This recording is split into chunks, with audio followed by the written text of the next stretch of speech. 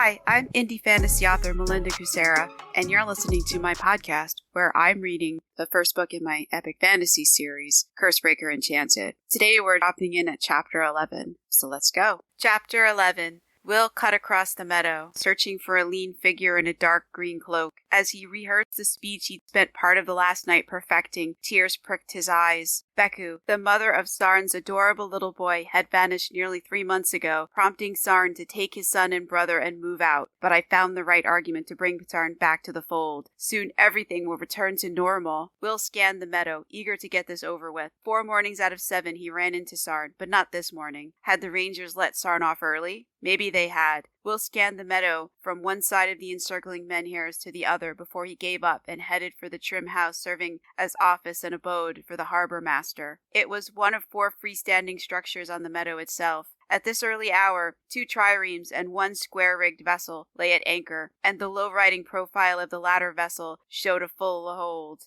Looks like I'll have my hands full today. A flash of green caught Will's eye. Sarn leaned against a wall, looking tired and tense. Not a good sign. Both those radiant eyes opened and regarded Will as he halted. There was Tall, and then there was Sarn, who towered over everyone. He was big all over except in the girth department. Technically, he was also 2 years older than Will, but didn't look it. Sarn nodded to Will, and his gaze sharpened as he tried to wake up. "Morning, Will. Is something wrong?" Will blinked a few times. Why is Sarn standing there? He serves the Rangers, and they have nothing to do with the docks or their doings. Is there? Will asked. Talking to Sarn meant dealing with his silences and reading micro-expressions, because he was an introvert, but so was Will. You rarely come down this way. Do you need something? A boat, maybe? Myron wants to go fishing, right? I can arrange something for this afternoon. Will hoped for a no. Sarn needed a wash, sleep, and a generous breakfast. Sarn shook his head. Will waited for an explanation, but Sarn parceled out words as if he had a limited supply in constant danger of depletion. Ranger business? Will suggested, even though he doubted it. Jerlo concerned himself with all things Sylvan, leaving the nautical issues to the harbor master. Sarn nodded, his strange eyes cast out over the river, and their glow attracted Will. He tried to break off his stare, but that emerald light drew him. The sun's rays angled toward Sarn and arrowed into those incredible eyes. There they gathered before fanning out towards twin wheels of spinning green flames, making them burn brighter. Will fell through those fiery emerald rings into the dark center of a blaze stretching out to infinity and beyond. Sarn stalked a few paces away, breaking the partial gaze lock. "I guess. He told me to wait here." Will took a moment to re-engage his mind and put that statement into its proper context. "Oh, right. I guess it's important." Will kicked a stone. It skipped down the rocky beach toward the river. Damn it, I alienated him. "I'm sorry. I didn't mean..." But Will had intended to do it. I don't know how Myron can be around Sarn all the time and not gaze into those incredible eyes. Maybe the one parent they had in common offered Myron some immunity. Sarn ignored Will's feeble attempt at an apology and armored himself in silence again. Great, even if I get Sarn talking, how can I steer the conversation in the right direction? He couldn't, so Will abandoned the attempt. There was always tomorrow or the next day. It had been months since Sarn had moved out. What was another couple of days of fetching and carrying for everyone? A door opened, and a ranger whose muscles stretched the seams of his green uniform exited. Will backpedaled, alarmed by the muscular man approaching them. Sarn was a sapling next to that hulking ranger. "Sarn! Ah, there you are. Let's go." His friend followed the ranger down the beach. Am I forgiven? Will watched his friend walk up the gangplank onto a trireme. Unable to admit defeat, he tried out several openers in his mind until the buzzing in his ears grew too loud to ignore. It was a cross between a crowd whispering and a swarm of angry bees. The noise crescendoed as a muscular ranger stabbed his best friend in the back.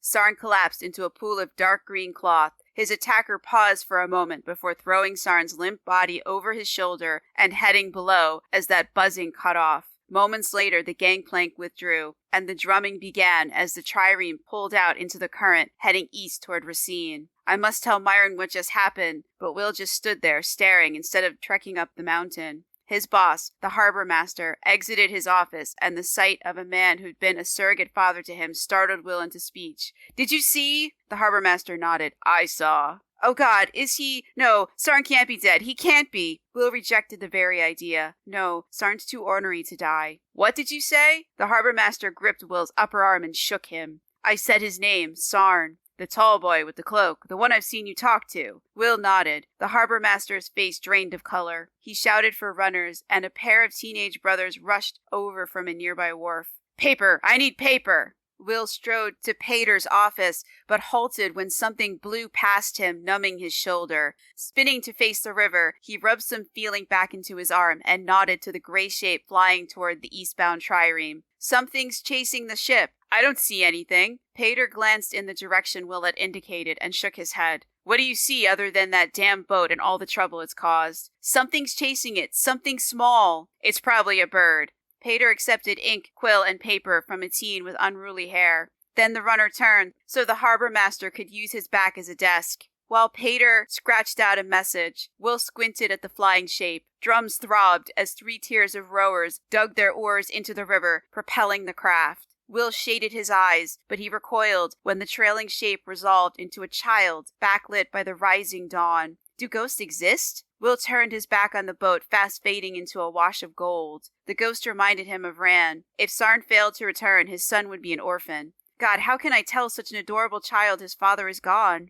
The harbor master finished his note and thrust it at the boys. Quick as you can. Get this message to Jurlo. Come right back when you have, and I'll pay you a copper for every minute under an hour. The boys grinned and raced off toward the mountain, confident in their success. Since their aunt was the sole female ranger on the roster at present, they just needed to hand her the message. She'd know where to find her commander. We'll watch them go. I should follow them and break the news to Myron. But that wasn't a conversation he wanted to have, so Will trudged into the office. Myron would be in class until late afternoon, so there was no need to hurry. But his gaze caught on Mount Eredrin's bent cone. I should go. But Will didn't move. Beyond Mount Eredrin's shadow-laden shoulder, a beacon shone in the retreating night. His mouth fell open as he recognized her starry crown even at a distance, the queen of all trees. Numinous and shining, she stood on a distant peak, with her sightless gaze fixed on the fading silhouette of that trireme. Her trunk vibrated, blurring her brilliant outline. As her anger rolled across the forest, her subjects quivered.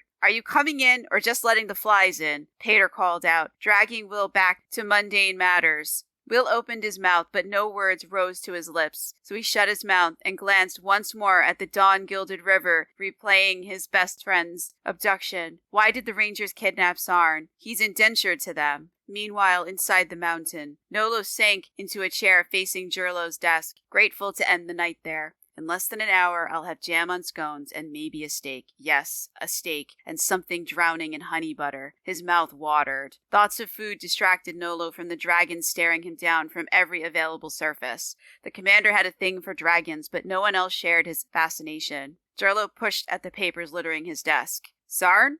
Sarn, Nolo confirmed, keeping his hand over his eyes. The Litharians had loved Lumiere crystal-eyed statues, and their emotionless glowing eyes reminded him of Sarn. He shuddered. What's he done now? Can't he stay out of trouble for a few hours? Jurlo tried to run a hand through his afro, then gave it up as a lost cause. Will you punish him for running off? Nolo pressed. Jurlo waved a hand in dismissal. No punishment? No, he came back. I don't care about the rest. Jurlo leaned back in his chair and blew out a breath. What will you do with him later tonight? It took Nolo a moment to recall a new day had dawned, and he'd end it with another walk about the enchanted forest. But the kid should stay away from there until it calms down. Drills, maybe? But a massive enchanted tree had contemplated kidnapping the kid. Why had the forest taken such an interest in Sarn? Jurlo tented his fingers and considered. Find something to keep him confined to the mountain. No archery either, but anything else is fine. You're right, but his ability to dead reckon is useful, especially in an enchanted wonderland. Nolo relied on that ability, but he shifted in his chair, avoiding the commander's keen eyes instead of admitting it.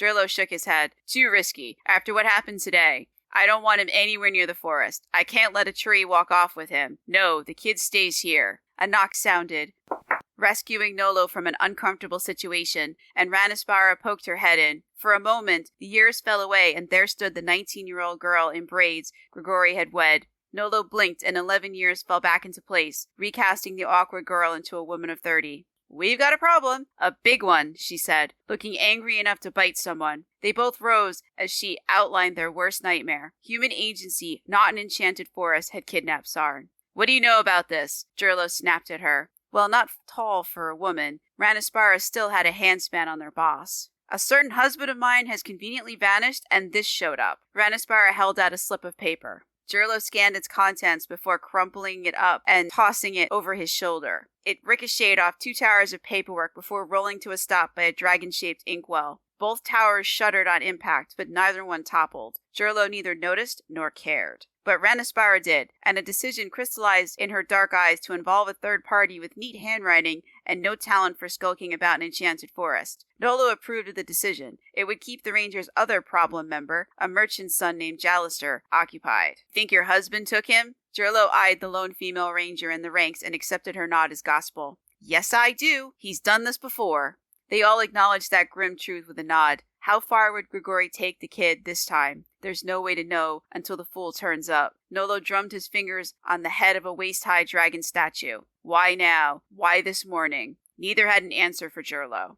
The real question is, what can we do about it? Nolo stepped away from the dragon statue, intent on commandeering the next ship and spearheading a search, but a yawn stopped him. I've been awake since yesterday afternoon. Jurlo too, judging by the dark circles ringing the commander's eyes. They made his vulpine face look more raccoon-like in the Lumiere light. Perhaps someone else should lead the search. What can we do other than wait? We don't know where Grigori's taken him, and there's no boat out there capable of following. Ranaspara gripped her upper arms instead of her absent husband, whom she no doubt wanted to strangle. So did Nolo. I'd love to choke some sense into my best friend right now. We must get the kid back, Nolo said. My husband planned this well. There's no other ship ready to weigh anchor. Do we at least know where he's headed? The next stop is Racine, 20 miles downriver. Ranaspara gestured eastward toward the dragon statue glaring at them. You don't expect him to stop there. Nolo gripped the back of a chair, wishing it were Grigori's neck. Oh, I'm certain it will, but I doubt my husband will disembark. Why not? Ranaspara shook her head, and a set of gold tubes dangling from her earlobes chimed. Grigori had given them to her on their last anniversary on the advice of Nolo's wife. Too easy. Sarn could follow the river back. He can run those 20 miles in 4 or 5 hours if he's motivated, and he will be motivated. He won't leave his brother behind. Jurlo patted Nolo's arm, dragging his attention down to his diminutive boss, but the tactician had nothing constructive to add. You get some sleep. I need you sharp for tonight. There's no knowing what nonsense the forest will throw at us. You didn't sanction this. Nolo gestured to the crumpled message. Anger at Grigori scorched his eyes, or maybe it was exhaustion burning them. What do you think? I don't know, sir. Hence my question. Nolo's statement caught Ranaspara off guard, and she turned to glare at her boss. Oh, hell no, not you two. If I had something to do with this, I wouldn't have entrusted it to Grigori. The man had a point. Had Jurlo staged this, he'd be on the boat with Sarn, not standing around his office. Nolo nodded. Maybe they'll leave us alone for a while. The forest, I mean, Ranaspara said. Since she worked days, she missed the forest antics last night. Otherwise, she never would have suggested that. I doubt it, since the enchanted forest entered one of its active periods. Who knows how long it'll last, or what trouble it'll cause. Jurlo leaned against his desk, and the towers of paper shivered, but didn't fall. Nolo opened his mouth to remind his boss about the incident with the Queen of All Trees, but Jurlo shook his head, and regret bowed his shoulders. If your fears come to pass, there's nothing we can do about it except pray and wait for his return. Jurlo folded his arms. And punish the perpetrator, Ranaspara said, and there was murder in her eyes. I wish you much luck, my friend, in surviving your next encounter with your wife. Nolo stifled another yawn. The corner of Jurlo's mouth quirked up, and an evil light glittered in his black eyes. Oh, don't you worry about that. I have something to discourage such nonsense in the future. Ranaspara reflected Nolo's skepticism at their boss. What thing? Nothing you need to worry about. Grigori would be too busy to pull another stunt ever again. Go on. I need you at your sharpest. Jurlo gestured for Nolo to go, and wait on tenterhooks for Sarn to return. Shall I set a watch for him? Jurlo nodded, and gestured for Ranaspara to get on that. She saluted, then set off at a dead run. Nolo wanted to follow her. Instead, he nodded to his boss and allowed his feet to take him the 20 turns to his door. But once he reached it, he stood there, glaring at the polished wood. Inside, his family waited, but he didn't want to see them right now. Oh, there was nothing wrong with his family. He had a lovely wife and son, but the Rangers were his life, and they left little time for anything else. Or energy, since the night's doings had run him dry. Then there was Sarn. Worry bubbled up, burning worse than heartburn. What if the kid's hurt or in danger? You went too far this time, Grigori. And it strained their friendship. Nolo rubbed his throbbing temples. I must distract my wife with something, anything, so long as it takes her mind off the list of chores waiting for me. But his thoughts kept circling back to the missing Sarn. Nolo blinked at the door in surprise. Is Sarn's kidnapping the answer? He pushed open the door and found Inari on the other side. Something's happened. Her dark eyes searched him for answers. Nolo nodded and told her everything while she plied him with food. By meal's end, she tucked him into bed and was trading her flowing garment for more practical garb. Despite giving birth to a son 8 years ago, she had kept an almost hourglass figure because going anywhere involved a lot of walking. She twisted her long hair into a braid, kissed his brow, and left the suite to join her best friend, Ranaspara, out on the green. After she left, Nolo threw off the covers and padded to the window. He sat down on a plush chair, intending to pray, but a gleam, independent of the rising sun, drew his eye to a lambent profile fading into the dawn. Nolo grimaced at the creaking window as he tried to open it. Since he'd never replaced the rusted hinges, he had trouble budging it, but it gave finally, and he leaned out into the crisp morning. You leave him alone. Sarn belongs to us. If she heard, she gave no sign, nor did she reappear, but he doubted the Queen of All Trees had gone far. Still, Nola repeated his injunction until it turned into a desperate plea. He prayed until thirst stole his voice. Will she leave Sarn alone, or will she kidnap him too? And that is chapter 11. In the last episode where we talked about chapter 10, I mentioned that something happens in this episode that throws Sarn off track and he's not able to resolve the mystery of the ghost boy or that strange magic in the forest around the site where those people died, or even why they died or what happened.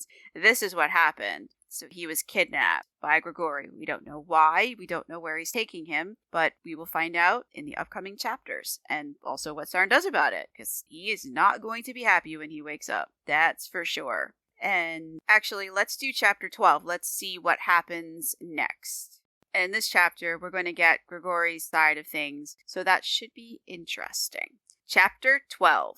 I must do it. The truth failed to stop Grigori's conscience from stabbing him right where it hurt the most. Sarn's scarred cheek rested on the weathered deck, leaving his perfect right side visible. The kid looked so young and vulnerable, sprawled there. Maybe I should have come up with a different plan. No, the kid had potentially dangerous stuff racing around his body that nobody wanted to deal with. Nolo coddled him, and Jurlo pretended those glowing eyes were just for decoration. How could the commander know that radiance was benign? Damn it, the kid looked as innocent as a child, and the sight pricked Grigori with guilt. Judging by the looks he received, the sight had the same effect on the deckhand. That could be a problem. I'd better stop looming over the unconscious kid and stow him below. Grigori slung Sarn over his shoulder, and one of the kid's floating ribs poked him. Grigori shook his head. Kid, you weigh less than someone who stands closer to 7 feet and 6 should. Don't you eat? Glances both hostile and curious chased Grigori from the deck. My young friend isn't a fan of boats, as you can see, he said over his shoulder.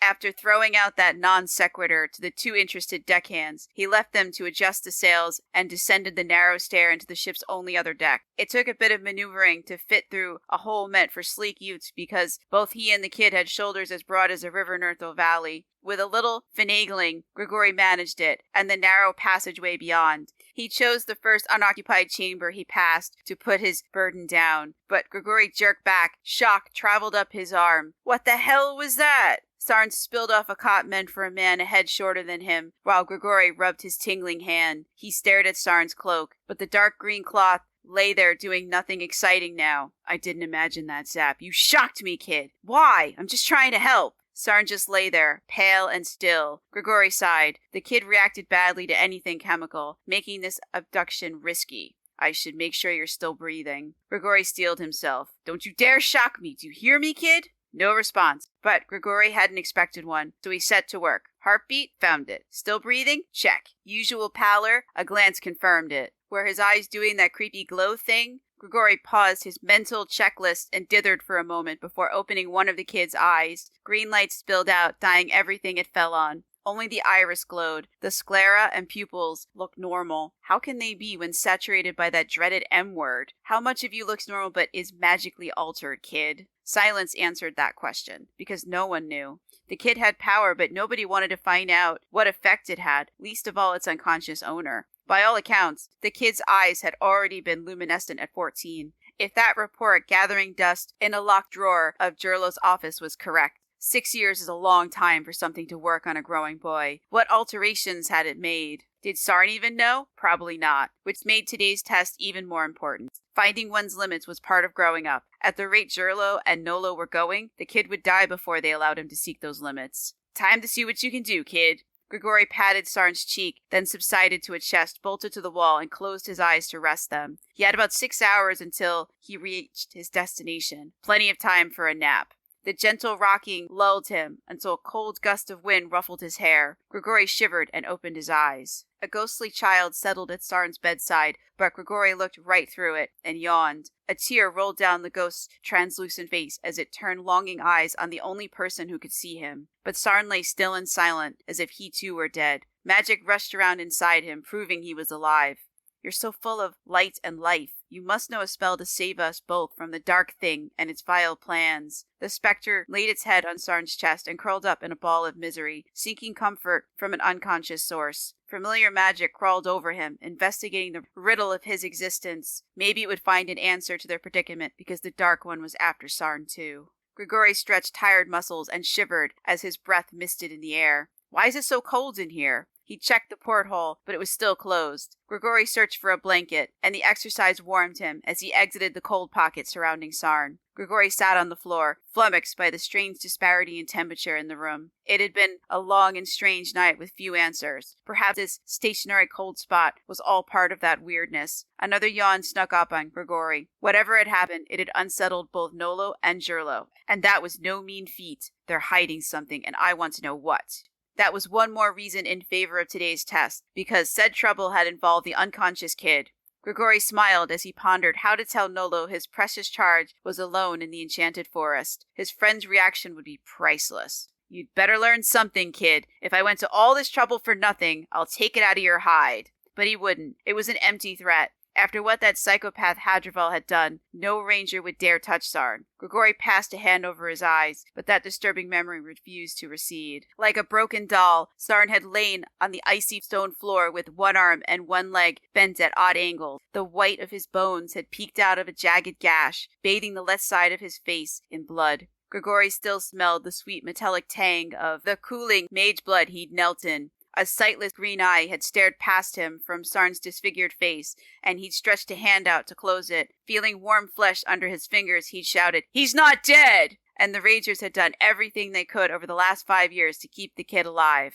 You're still a pain in the ass. Grigori patted Sarn's knee. But I prefer you that way. You keep life interesting, kid. Not even flippancy could lighten the shadow that incident had cast. The Rangers had failed, and a 15-year-old boy had paid the price in blood and pain. By the grace of Jurlo and Nolo's god, the incident hadn't crippled Sarn, but guilt and regret had become a lens, coloring every decision the Rangers made about the kid. Can one test change that? For your sake, kid, it had better. 6 hours later, Grigori unslung his burden. His thick fingers poked right through the cringing ghost child as he felt for a pulse. Without magic, Grigori couldn't see the ghost, but he could feel its cold unnaturalness as his index finger located an artery. A strong pulse beat in Sarn's throat. Relieved, Grigori backed off and bumped his elbow on a tree. He ignored the thing since this was Sheari, and there were billions of those gigantic weeds around. So far, the kid had experienced no adverse reactions to the drug, nor had the kid awoken yet. But Sarn would, thanks to the stimulant he'd just poured down the kid's throat.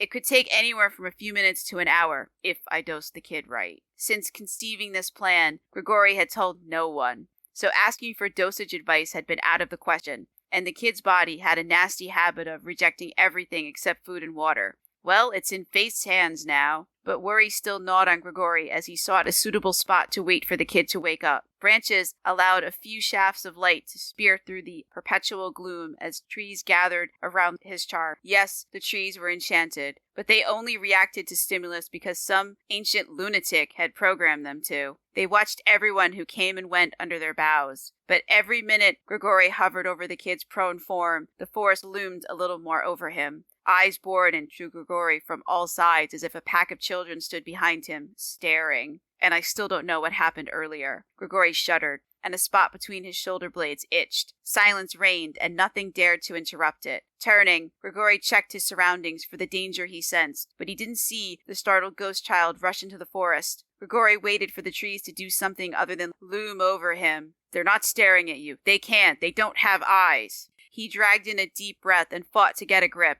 6 hours on a boat after witnessing the forest behavior last night must have unhinged me. The sooner I get out of here, the better. Movement startled Grigori until he zeroed in on its cause. Sarn had stirred. Grigori let out a relieved breath. The kid's okay. I picked the right dosage. Praise Nolo's god. Now to find a suitable hiding spot. It'll spoil the test if you spot me, kid. We can't have that now, can we? Grigori spun on his heel and melted into the tree line. A cave would be great, but he saw none. No good-sized boulders met his searching gaze either. There was nothing to hide behind or inside unless you wanted to climb a tree.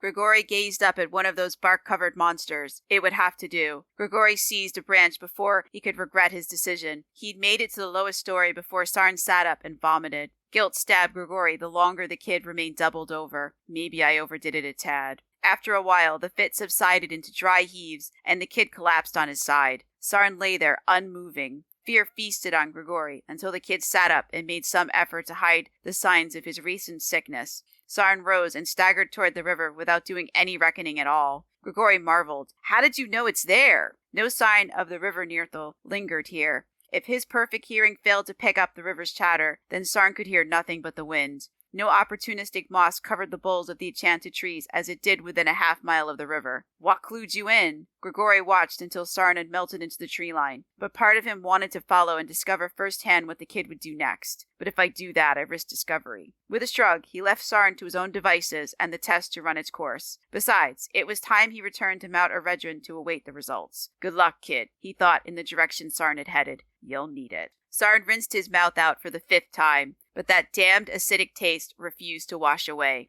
He scooped up more water and splashed it over his face. At his knee, a brook babbled as it flowed over roots, drinking their fill. I'll kill Grigori for this. This is all that jerk's fault. He pictured his long fingers wrapped around that asshole's throat, but the image disintegrated. Grigori had taught him so much. The teacher and the kidnapper. How could the man fit both under the same skin and not go mad from the duality?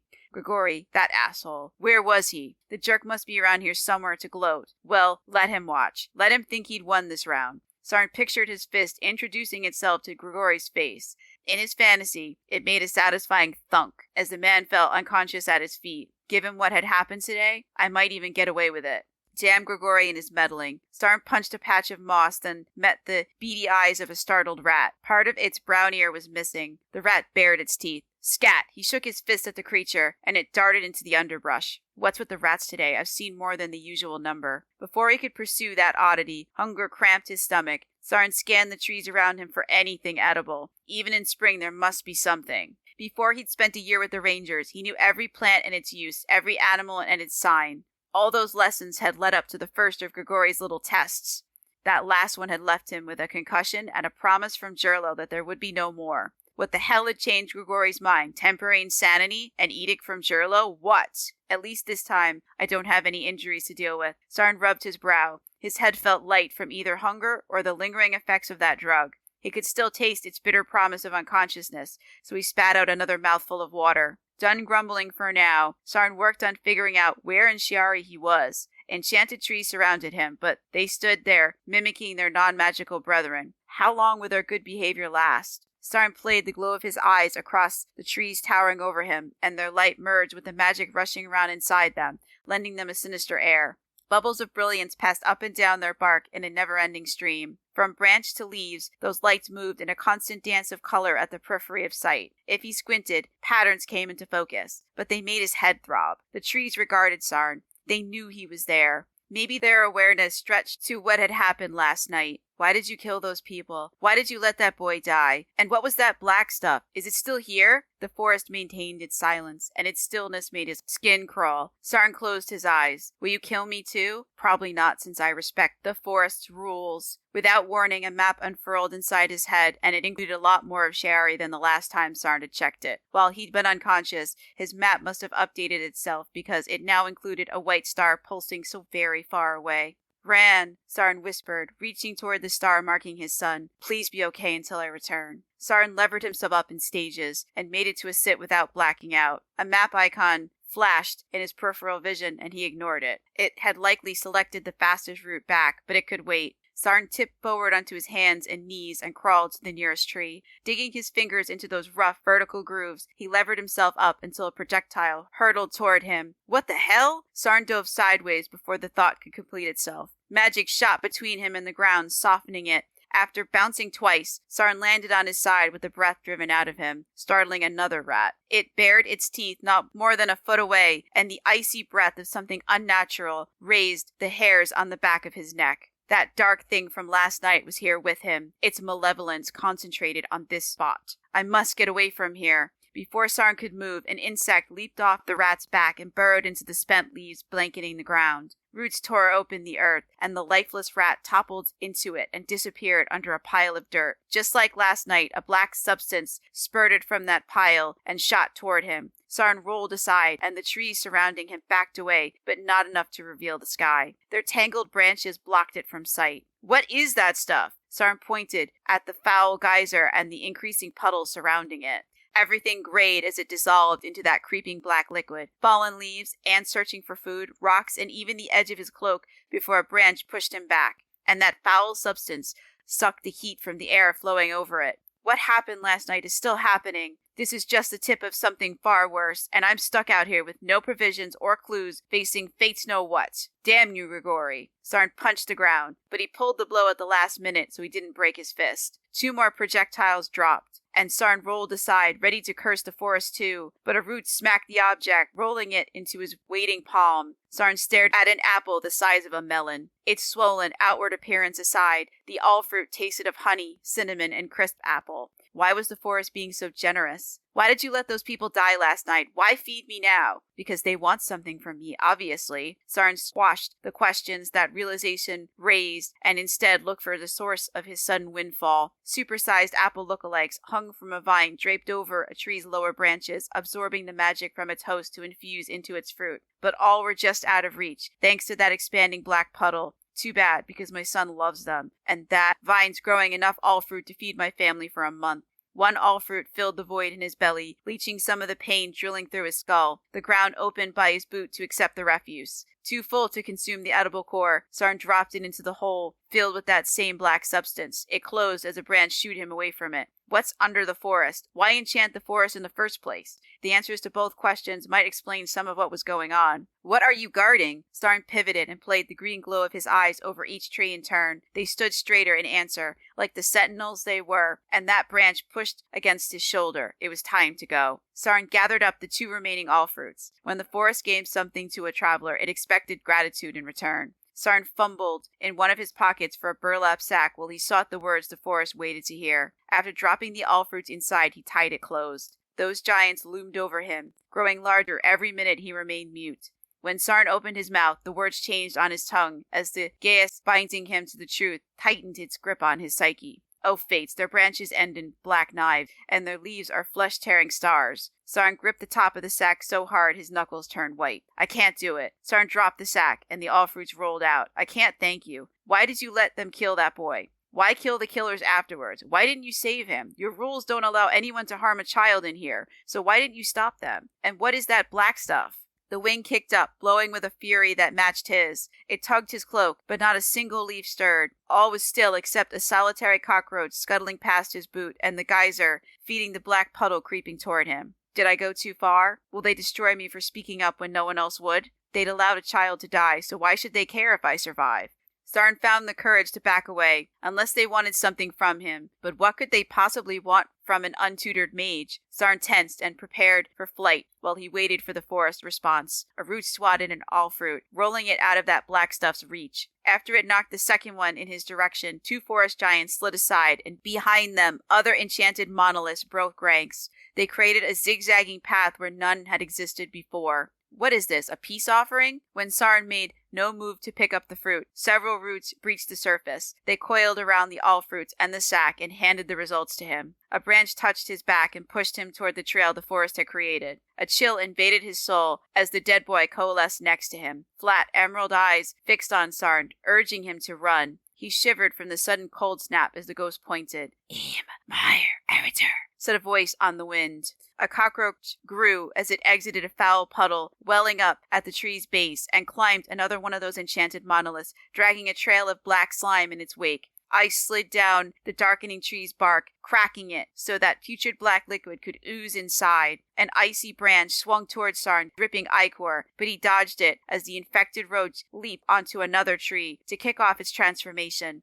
A glowing root wrapped around his arm, jerking Sarn to the side. He slipped on a puddle of ichor and crashed into another tree as it rushed forward to grapple with the overshadowed ones. The ghost hand solidified around his wrist, dragging Sarn between the clashing trees. "What's happening?" Sarn asked. This was like something out of an old tale from the time of wild magic. The ghost shook its head and kept flying, charting a course through those suddenly mobile monoliths. But no matter how fast they fled, the corruption outpaced them. "Unnatural!" shrieked his magic right before it slammed into his stomach, knocking Sarn backward and breaking the ghost's grip. "Let us out!" Sarn landed on his rump and wrestled for control of the fire racing under his skin. Around him, enchanted trees winked out, releasing clouds of shining motes. They rained down on Sarn, coating his cloak, cowl, and trousers in the clean magic of life until every part of him glowed a pale green verging on white. The ghost stared, part in wonder and part in fear, and so did Sarn. "I only have one type of magic, and it's green, not white." Sarn stared at the silver flames dancing on his palms. "Something's wrong with my magic or my eyes." The ghost boy extended hesitant fingers, twined them in that strange magic, and tore free a fistful of shimmering white filaments. They winked out a moment later. Rubbing his numb hands, Sarn checked for signs of injury, but only a tingling sensation remained where his magic had torn. The specter drifted closer, but halted when Sarn held up a hand. "Don't touch me. I said I'd help you and I will." The ghost's shoulders slumped, and its gray face fell into distress lines. "Look, I didn't mean..." But Sarn got no further than that before a branch dripping black ichor pinned him to a boulder.